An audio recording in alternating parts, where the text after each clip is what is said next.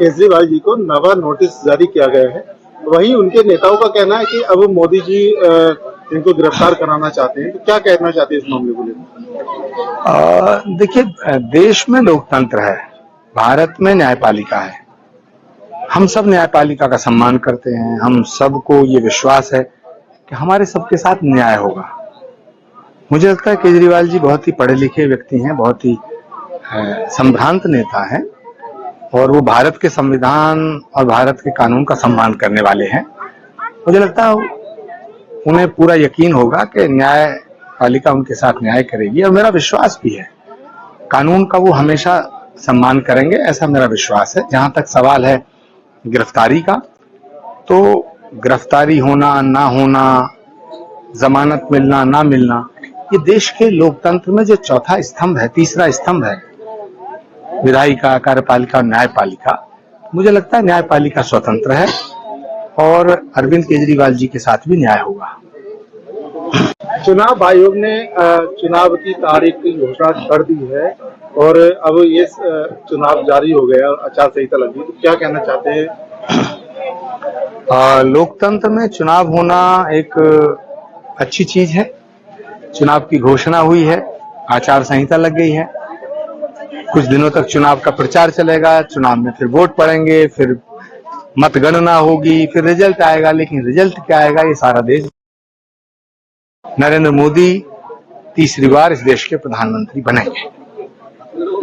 जम्मू कश्मीर में इलेक्शन नहीं हो रहे हैं, क्या मानते हैं इतना बड़ा फैसला चुनाव आयोग की तरफ से लिया गया है? देखिए, चुनाव आयोग ने जो फैसला लिया है मैं उसका स्वागत करता हूं। जम्मू कश्मीर में जब ऐसे हालात हो जाएंगे, जब चुनाव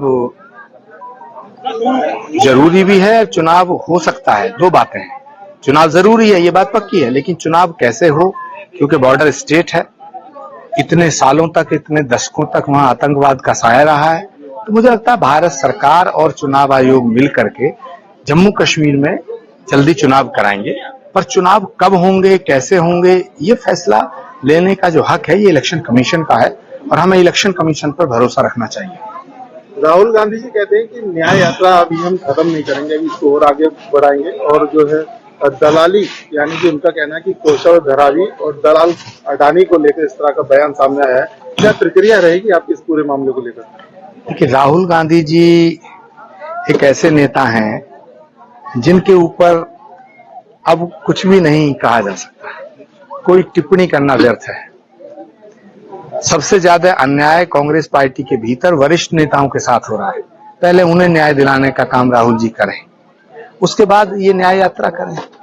और जब इतनी बड़ी पदयात्रा कर ली तो इस बस यात्रा का कोई प्रयोजन नहीं बचता है। तो मुझे लगता है राहुल जी जो कर रहे हैं वो अपने सर्वाइवल की लड़ाई लड़ रहे हैं और लड़ना भी चाहिए, उनको करना चाहिए। पर मुझे लगता है न्याय, संविधान, लोकतंत्र, ये शब्द ऐसे हैं, ये बड़े पवित्र शब्द हैं, बड़े पावन शब्द हैं। कांग्रेस के नेताओं को लोकतंत्र, संविधान और न्याय ये जब कहते हैं तो मुझे लगता है उन्हें अपने अंतर्मन में झांकना चाहिए कि वास्तविक न्याय की जरूरत किसे है। आज बंबई में बड़ी एक रैली की गई है जिसमें गठबंधन के सभी काफी लोग उसमें जो है इकट्ठा हुए हैं। तो क्या कहना चाहते हैं जो गठबंधन अभी लगातार अभी चुनाव आयोग ने अपनी आचार संहिता भी लागू कर दी है? गठबंधन के सारे दल और सारे नेता एक दूसरे को उल्लू बना रहे हैं, एक दूसरे की पीठ में छुरा भोंकने की तलाश में है, एक दूसरे को खत्म कर रहे हैं। सब मिलकर नरेंद्र मोदी को हराएंगे, इनका ये इरादा नहीं है। एक दूसरे को निपटाने में लगे हैं। गठबंधन की शुरुआत किसने करी? नीतीश जी ने। उन्होंने 13वीं कर दी इस इंडिया गठबंधन की। फिर जयंत चौधरी जी इनके साथ थे, उन्होंने इसका श्राद्ध कर दिया। अब कोई बड़ा नेता देखना इसका जनगणमन कर देगा। तो मुझे लगता है कि 2024 का जो चुनाव है ये देश का चुनाव है और देश की जनता, देश नरेंद्र मोदी के साथ है। 24 में तीसरी बार प्रधानमंत्री बनकर नरेंद्र मोदी आए, ये देश की जनता फैसला ले चुकी है और मैं भी इस फैसले के साथ हूँ। आज कल्की धाम महोत्सव पर होली मिलन समारोह किया गया है।